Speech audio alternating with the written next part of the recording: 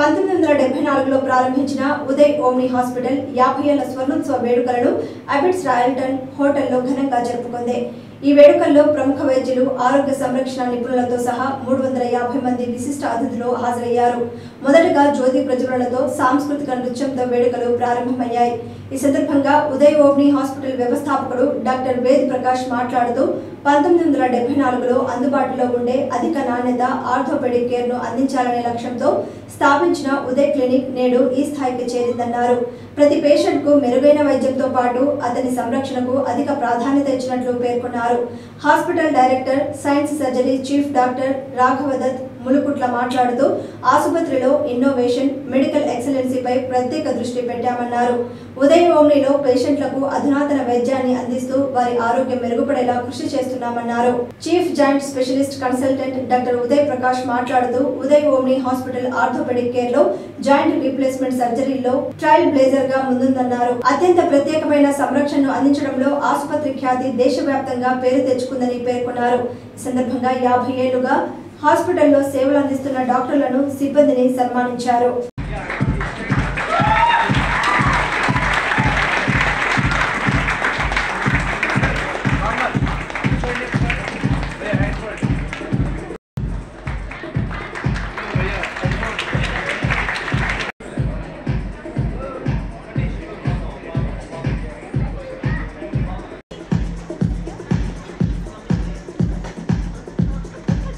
అందులో నేను 39 ఏండ్లు ఈ హాస్పిటల్తో కలిసి ఉన్నాను.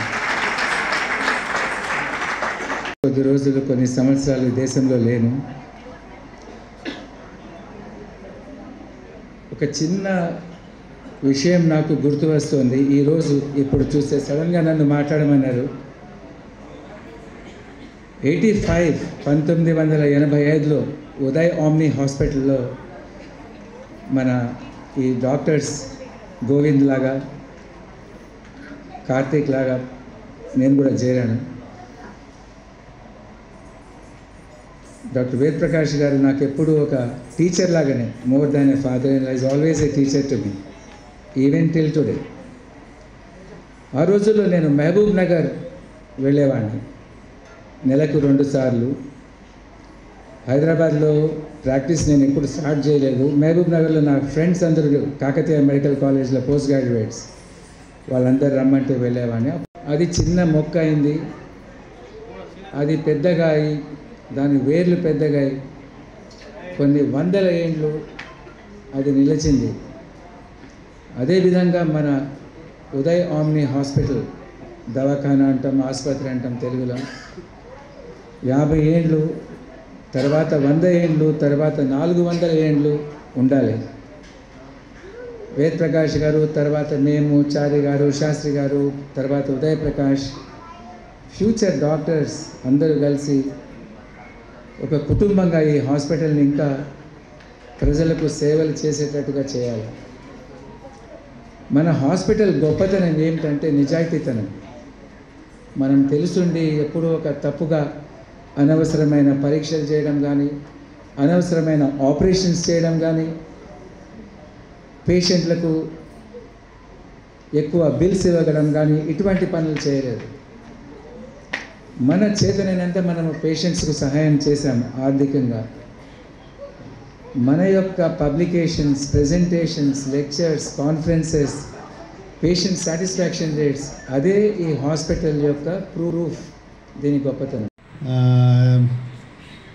Out of which I think I've been associated with the hospital for roughly half its time, and half the time I was away.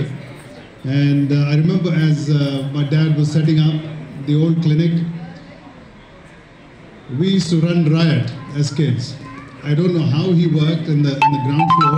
He spoke with us, and it was just mayhem all the time. And I remember once my father came up to the rooftop as we were flying kites because someone had complained to him that he is being irresponsible and can fall off the roof. So I got quite a bit of a hiding that evening. I remember that that evening very well. But the masti continued, it didn't stop there. So those were very fond memories of the old hospital and when we were growing up. And of course the new hospital, by which I mean the new Uday Clinic in opposite the Red Rose, was being built with all the hard work and the sweat, and Dr. Ved Prakash and my mother, relentless.